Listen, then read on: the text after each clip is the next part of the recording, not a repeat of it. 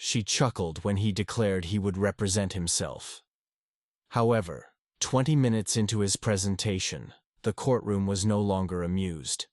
Instead, it grew attentive. The Fulton County Courthouse in Georgia was not commonly this crowded on a Tuesday morning.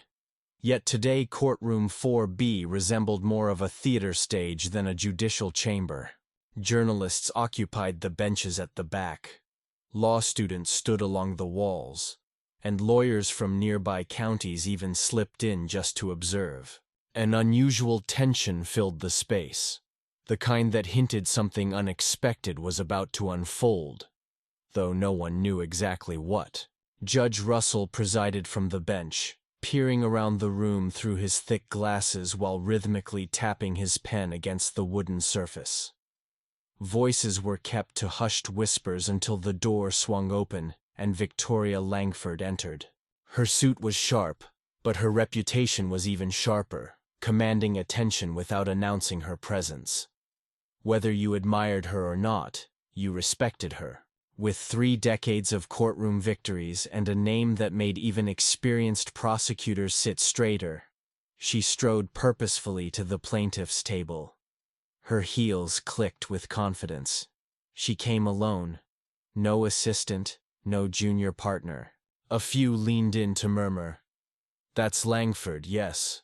Pro bono, I heard. She wants to make a statement." She dropped her briefcase with a heavy thump and glanced around with an air of indifference. Accustomed to major trials, federal courts, and national coverage, today she faced a civil court case, a modest setting with an important message. She was determined to dismantle what she considered a useless lawsuit. Presented was a case filed by a young person too determined to give up. That individual entered precisely 2 minutes later. Jason Matthews did not wear the look of power. Instead, he donned a rumpled navy suit that appeared to have been purchased from a church thrift shop. His tie was crooked and his shoes were worn, but there was no sign of fear. He seemed ready, not arrogant, simply prepared. Some observers chuckled upon seeing him. He carried a slim folder rather than a briefcase, and no lawyer stood by his side. Victoria Langford's eyes locked onto him without blinking. He took a seat at the defendant's table alone and carefully placed his folder down. Then he sat quietly as the bailiff announced the case.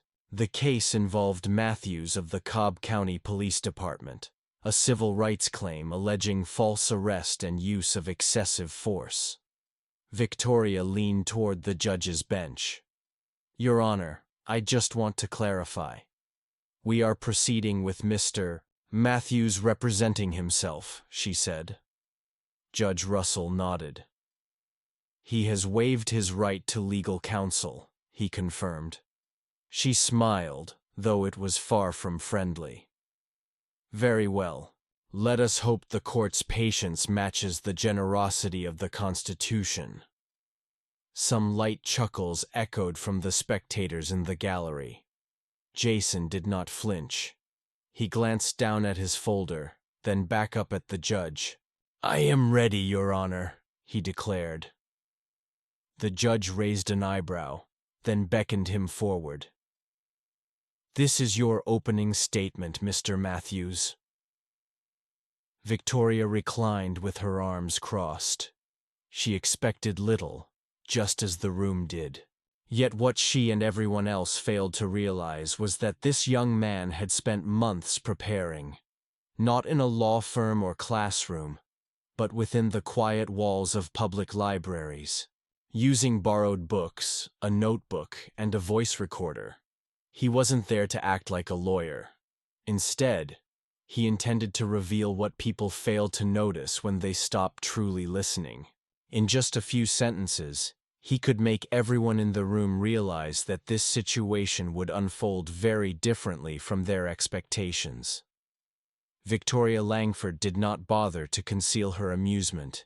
She shifted in her seat and half-turned to glance at the gallery, like an actor waiting for applause before returning her attention to the young man standing behind the table. His hands laid flat, No laptop, no legal team. Just him and a folder. "Go ahead," she said softly, loud enough for him to hear. "Give us your best YouTube monologue." Jason Matthews glanced first at her and then back at the judge, showing no reaction or smile, just composed silence. He began slowly. "Your Honor, ladies and gentlemen of the court." Victoria leaned forward over her notepad and jotted something down, a small smirk tugging at her lips. Jason went on. "What happened to me outside a gas station in Smyrna was not a misunderstanding. It wasn't about safety or suspicion. It was about power misused carelessly and a system that allows it to happen." This caused several people in the audience to look up. Yet Victoria remained unimpressed and rose swiftly. "Your Honor, I acknowledge that we are entertained by Mr. Matthews' performance. But how long are we going to endure vague claims before actual facts enter this room?" Judge Russell gave her a calm, measured glance. "This is merely an opening statement. Miss Langford, your opportunity will come," she said, raising her hands gently before stepping back and sitting down. Naturally, Jason glanced at her once more before proceeding. "I was handcuffed outside a shop where I had just purchased some chips. They searched me without a warrant, detained me without any reason, and the officer did not even ask for my identification until I was already seated in the car's back seat." He paused, then added, "I am 18 years old. However, today I am not seeking sympathy. I am demanding responsibility. I will do this by guiding you through my case thoroughly with legal precedents, timelines, and statements that prove this was no accident but a clear violation." That statement subtly shifted the atmosphere in the room. A quiet but palpable change. A few people in the audience straightened up. One man whispered, "Did he just say legal precedent?" Victoria noticed that too. She narrowed her eyes sharply. Nevertheless, she rose and spoke. "Your Honor, I assume he will eventually present this so-called evidence. I would hate for us all to listen to a speech and forget that we are in a courtroom."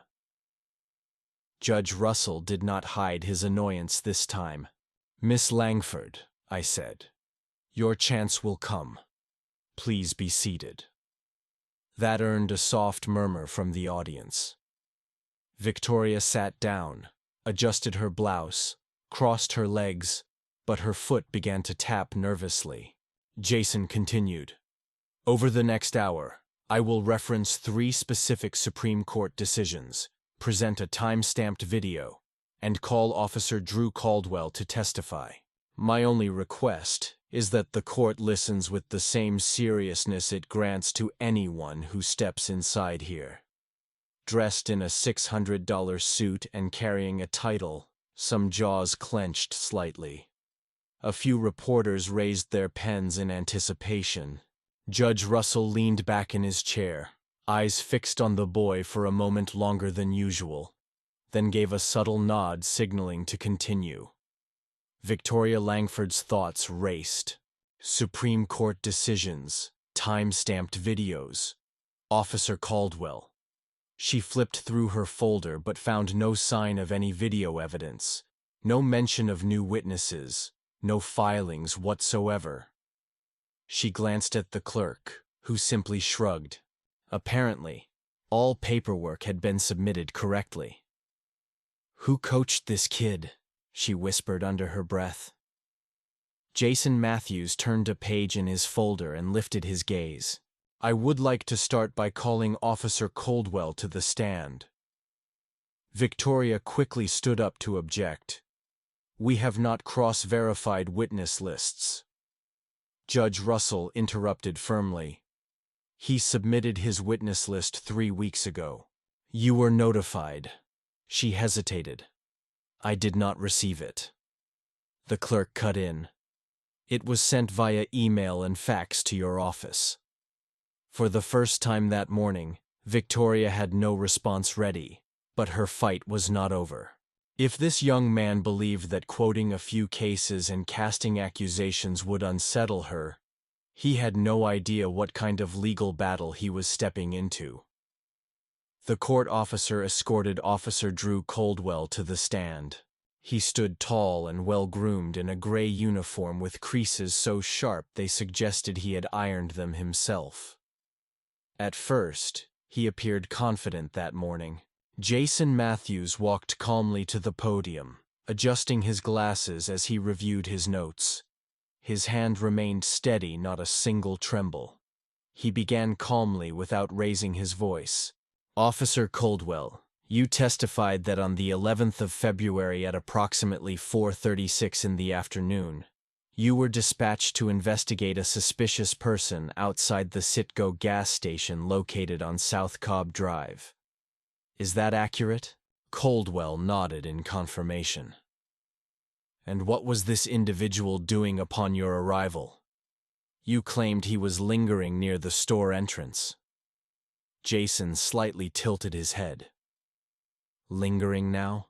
I'd ask the court to review Exhibit A, the security footage from that site, time-stamped from 4:34 to 4:38 in the afternoon, which I submitted with my documents."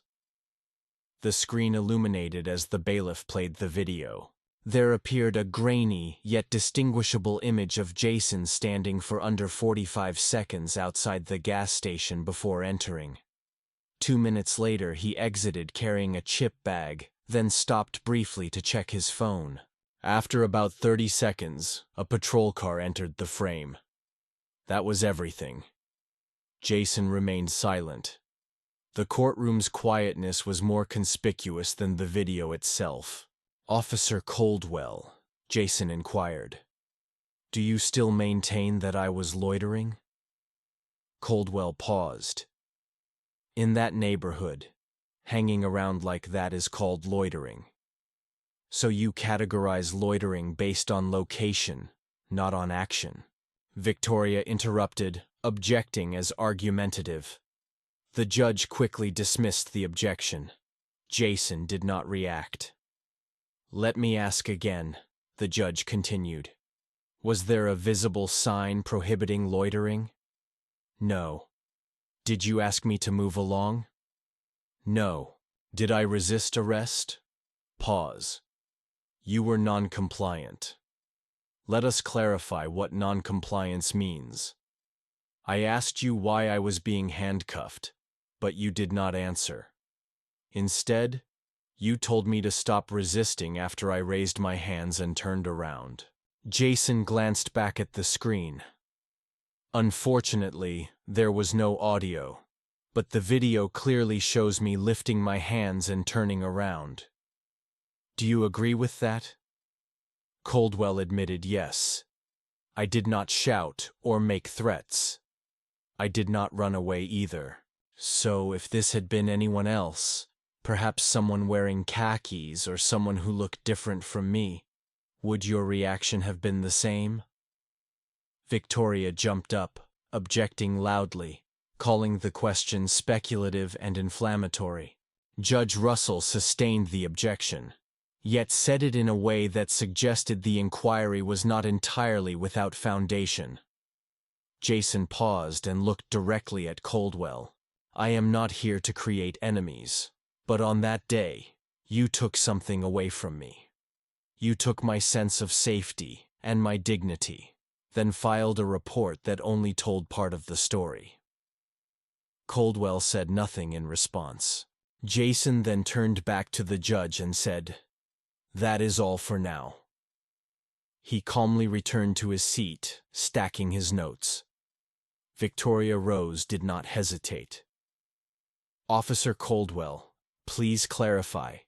Did you feel threatened?" she asked. "Yes." "Why?" "The store had experienced recent incidents, and we received a call. The suspect was described as a young man wearing a dark hoodie and lingering nearby." "That seems rather vague," Victoria noted.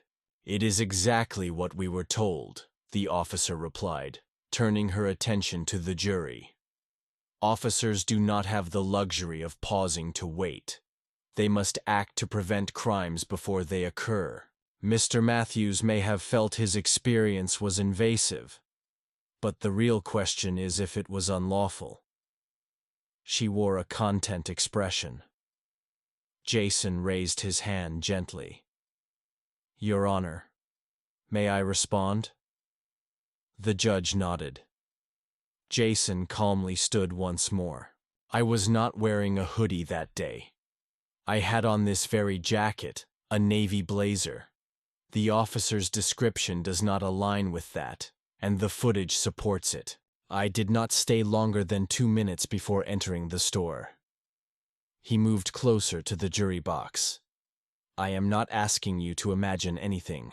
I want you to watch the video, read the report, then ask yourself how often someone must explain that they did not do something after being treated as if they had." He slowly stepped back, but even that was not the most powerful part of his argument. That was yet to come when he would disclose just how many hours he spent preparing for this case, and how thorough his understanding truly was. Before the jury could absorb fully what they had witnessed, Jason inhaled deeply. His tone slowed and softened, not out of uncertainty, but to ensure each word resonated. "I want to take you back," he said. "Not with evidence or charts. Just a moment. I have not forgotten, and likely never will." Stepping away from the podium, he positioned himself in the open space between the tables, hands resting at his sides. It was a Thursday afternoon, February 11th.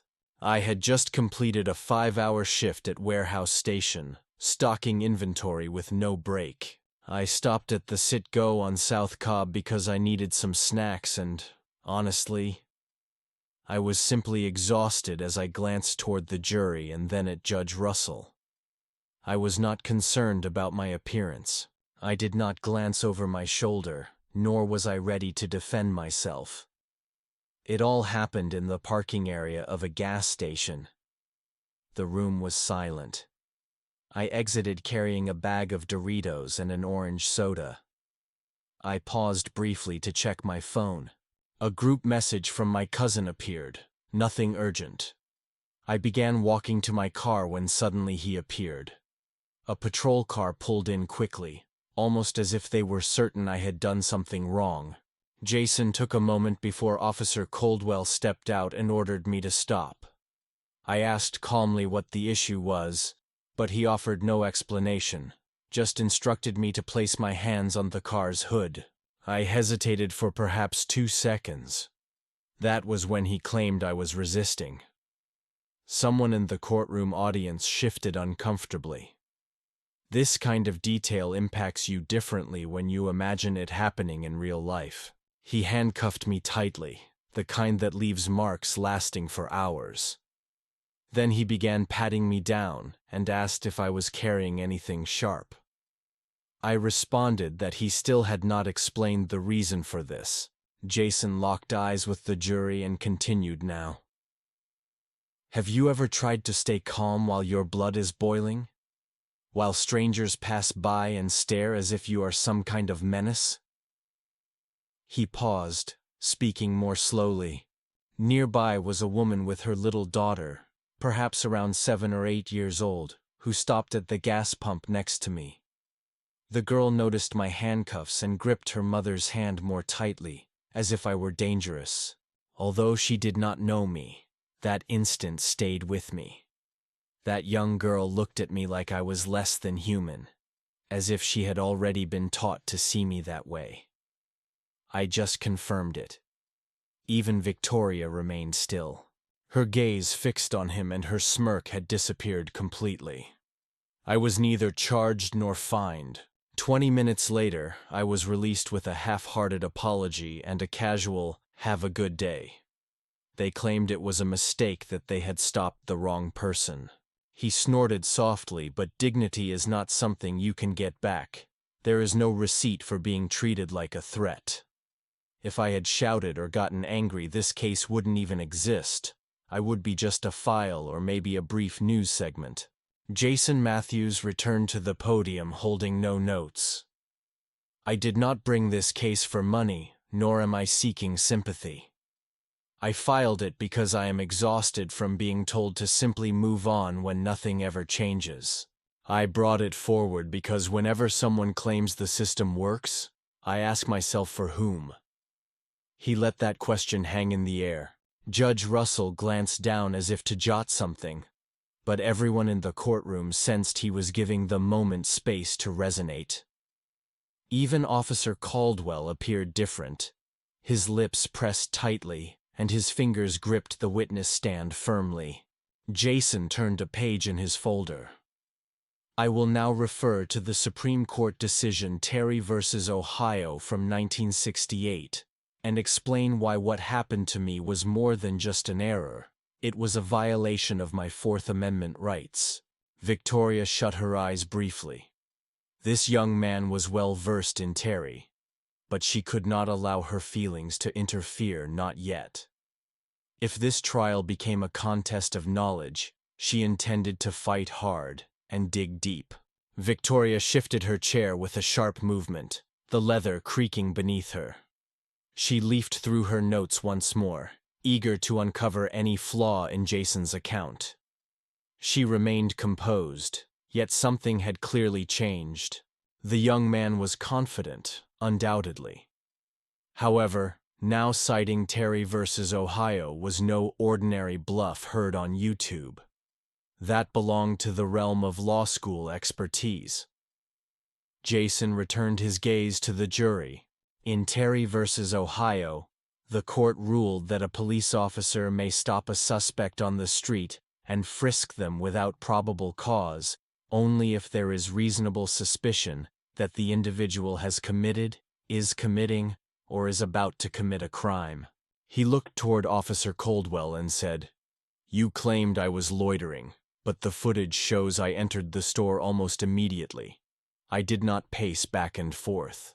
I did not converse with anyone. I was not lingering near another vehicle or acting suspiciously." Caldwell remained silent.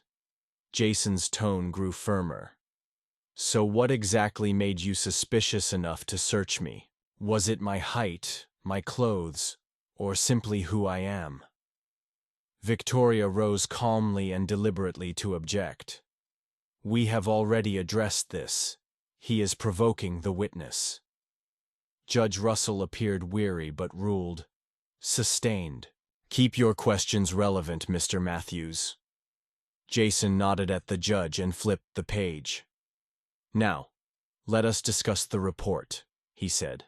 "Officer Caldwell, your written statement says I was told off when asked to place my hands on the hood." Caldwell nodded. "Do you recall your exact words? Did you ask why you were being detained? You sounded annoyed, so now asking a question is considered talking back." Caldwell did not respond. Jason walked over to the clerk's desk.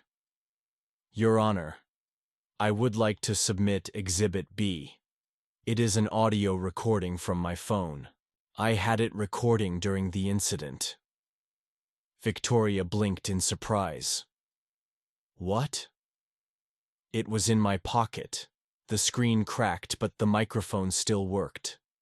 The audio has been verified." The judge leaned forward. "Has this been examined?" The clerk nodded. "It was submitted with the evidence packet, time-stamped and verified." Victoria gripped her pen tightly. The recording began. Jason's voice was clear. "Officer, what is happening?" Then a firm voice replied. Caldwell's voice. "Do not speak. Hands on the car." There was silence. Then Jason spoke again. "What is this about?" Followed by the sound of handcuffs clicking. That was everything. There was no shouting, no profanity, no threats. Just a young man, confused and composed, being handcuffed without explanation. The courtroom went completely quiet. Jason stopped the audio. "Is that what you call someone mouthing off? Officer Coldwell." Coldwell cleared his throat but remained silent. Jason looked at the jury. That was the entirety of our interaction before the handcuffs went on. Only those 2 sentences, and that was sufficient for a full search, a detention, and a report stating I was uncooperative. He turned back to the judge.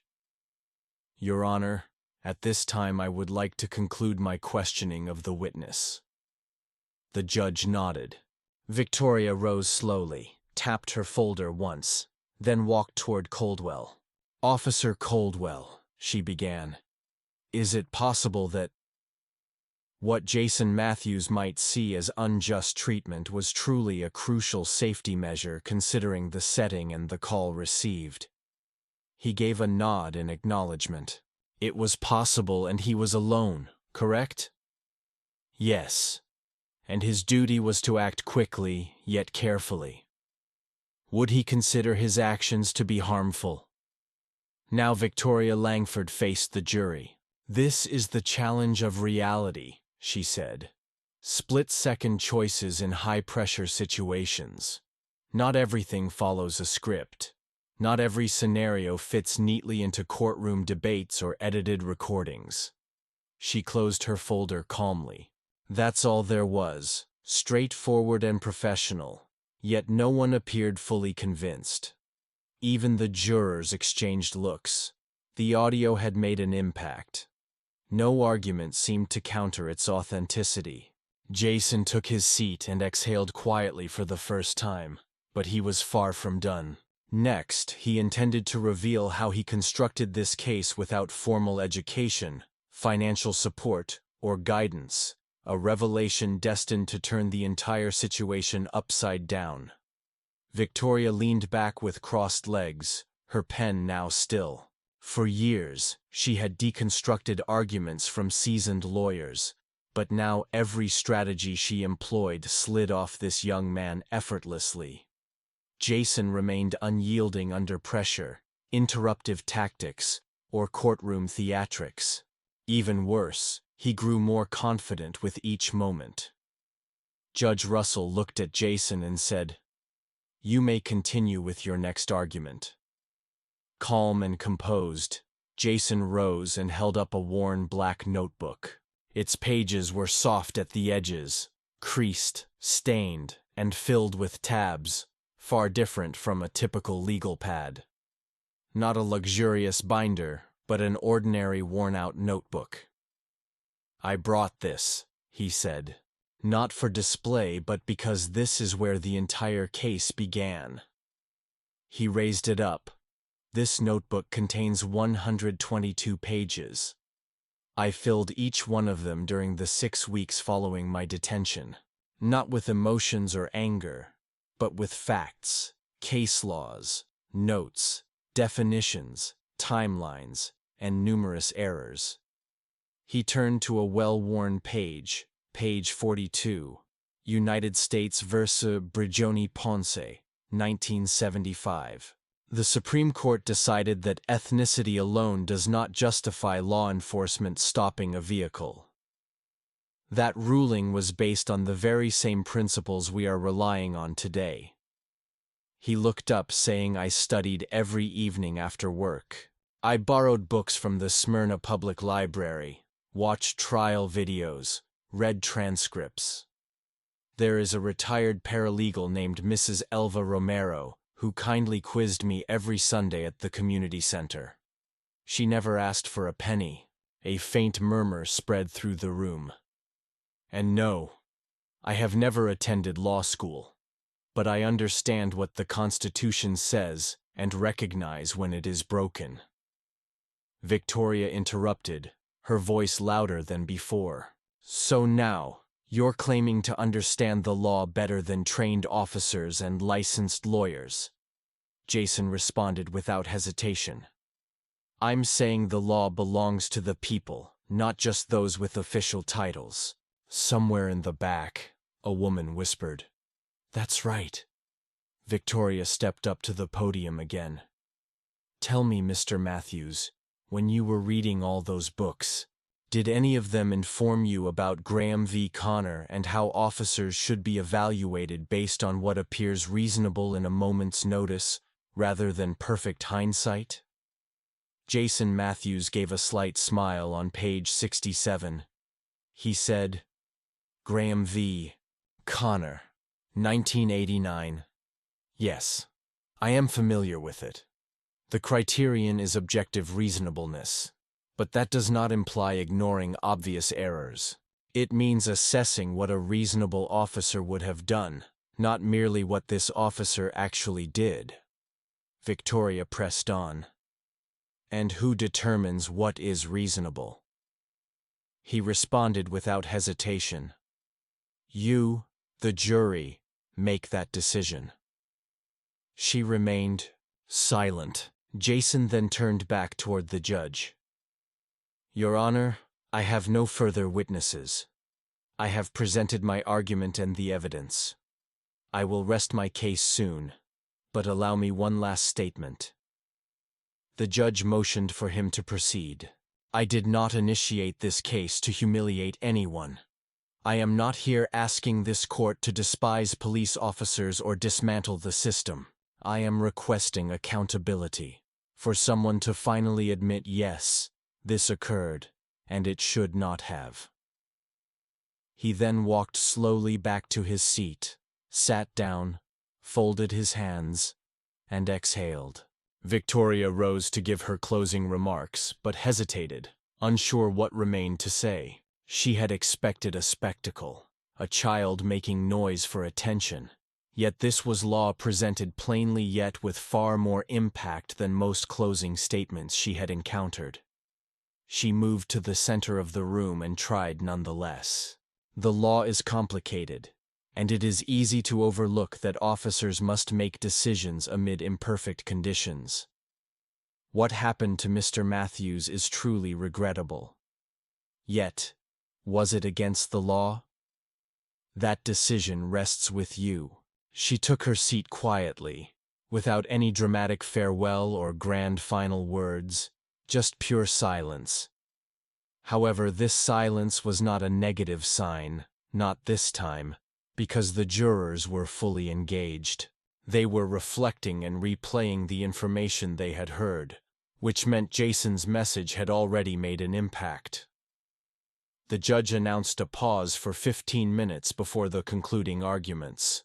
As the courtroom gradually cleared, Victoria remained in her place, her fingers tightly intertwined and her eyes fixed on the floor ahead.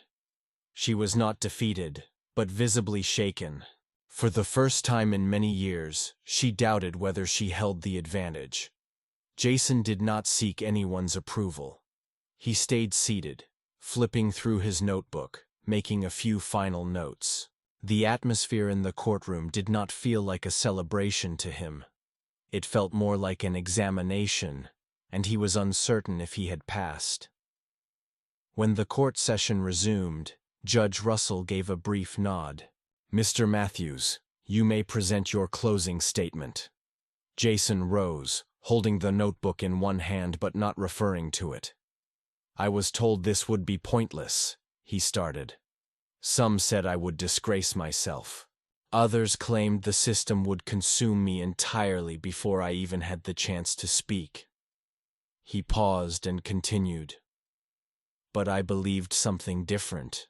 I believed that when you know the rules, you can stop just defending yourself and begin asking meaningful questions.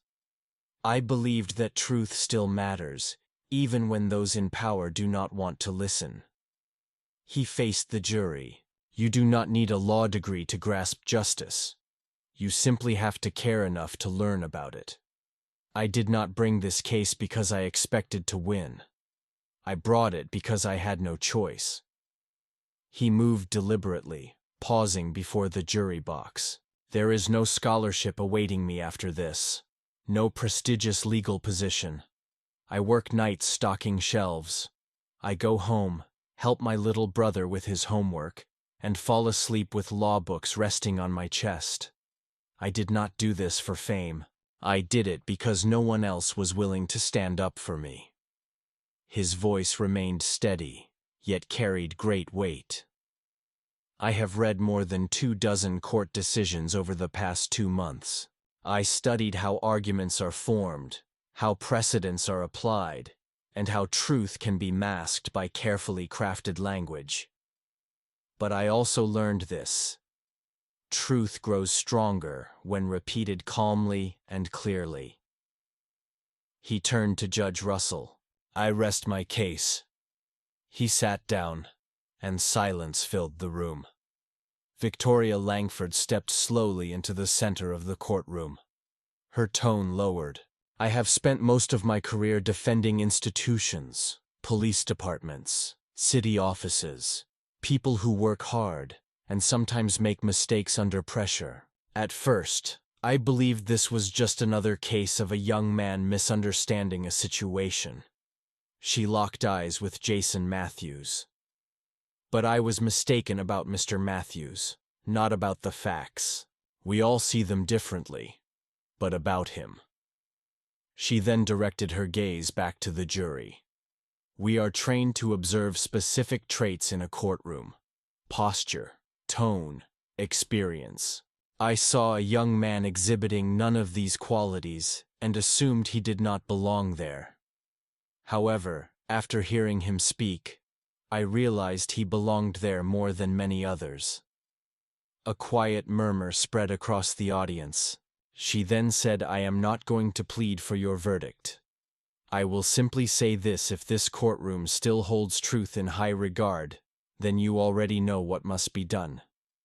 With that, she took her seat once again. The judge nodded and addressed the jury members. "You are dismissed to begin your deliberations." As the jury filed out, nobody viewed Jason Matthews as a lost child any longer.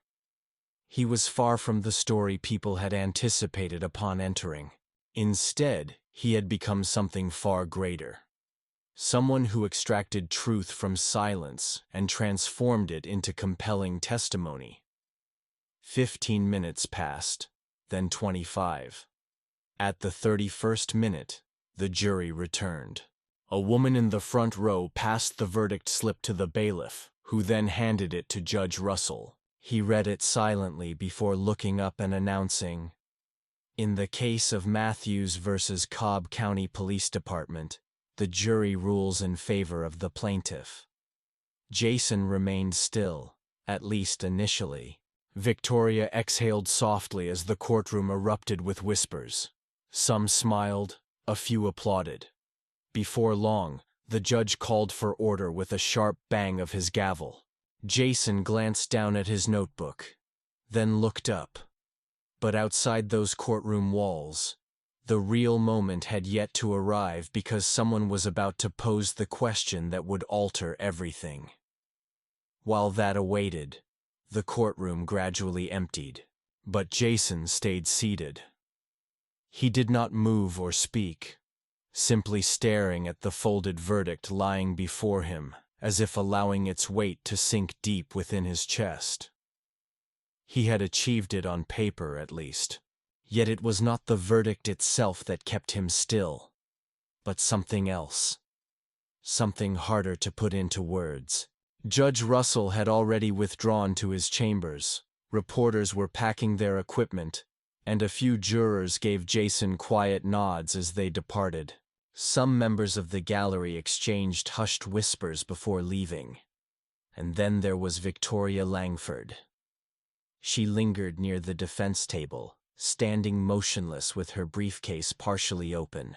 Finally, she crossed the aisle, offering no victorious smirk nor veiled compliment, just confronting him directly. That caught him off guard. She spoke softly. "I underestimated you." Jason met her gaze. Many people have, he thought. A brief pause filled the air between them, neither awkward nor forced, just genuine. "Ever considered making this a career?" she asked, almost as if resenting herself for voicing the thought. Jason shrugged. I thought about it once, but I lacked the grades, the funds, and the family ties. She nodded slowly. Neither did I when I began. Someone simply opened a door I never knew was there. He observed her, not in awe but in wonder, uncertain if she sought to mend fences or challenge him one final time. He said, "You came prepared to crush me." She admitted, "I did, and I will probably regret confessing this, but I am glad you did not let me." She reached into her briefcase and pulled out a slim, cream-colored business card. "This is a contact at Georgia State Law. They operate a community access network. It is designed for people like you, those who do not just argue but also grasp the importance behind the debate." He accepted the card carefully and slipped it into his notebook. "I do not expect thanks," she quickly added. "You will not be getting any." He gave a half smile and said, "That is fair."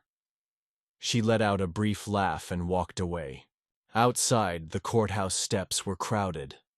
A local reporter from Channel 2 News was already filing a live report. Just moments earlier, an 18-year-old who defended himself in a civil rights lawsuit stunned everyone by winning the case without formal legal training. Another reporter approached Jason as he exited. "Jason, how did you manage this without a lawyer?" Shielding his eyes from the sunlight, he replied, "I had a notebook, a library card, and plenty of time." A few people chuckled softly, but one journalist voiced what everyone was wondering. "Do you see yourself becoming a lawyer now?" Jason hesitated, thinking of the hours spent in the library, of his younger brother waiting at home, of Mrs. Romero testing him on landmark cases every Sunday afternoon over bitter instant coffee, and of the girl at the gas station clutching her mother's hand as if he were someone to fear. "I do not know yet," he said. "I just wanted to be heard." The honesty of his words struck a chord, and the crowd stayed silent. As they listened, he did not come across as a hero. He did not have to. He sounded like someone who had just demonstrated that effort and honesty could still hold value. In a place designed to silence people like him, Victoria Langford left the building shortly after. She slipped away from the crowd without pausing for cameras. One of the young law students who had observed the trial approached Jason Matthews before he could leave. "Hey," she said nervously, "I have my bar exam next month, and honestly, your cross-examination was better than most of my practice sessions." He smiled and replied, "That is because I am not afraid of losing," and he truly meant it. What he had achieved that day was not only about a verdict or a headline. It went much deeper and was more personal. He had entered a system meant to speak at him and had forced it to listen. But his journey did not conclude on those courthouse steps. A few days later, someone reached out to him who recognized more than just a legal mind dressed in a thrift store suit. What they offered could potentially open the next door for him. Just 2 days after the trial, Jason was back at work stacking boxes in the back room of the same warehouse where he clocked in 5 nights a week. No cameras or microphones, just him with a clipboard and a steady rhythm of routine. He did not discuss the verdict with his co-workers. Some had watched the news story, of course, but Jason was not seeking attention. He was accustomed to working quietly. That was the very approach he had used to build the entire case from the beginning. He did not notice the email until his shift was over.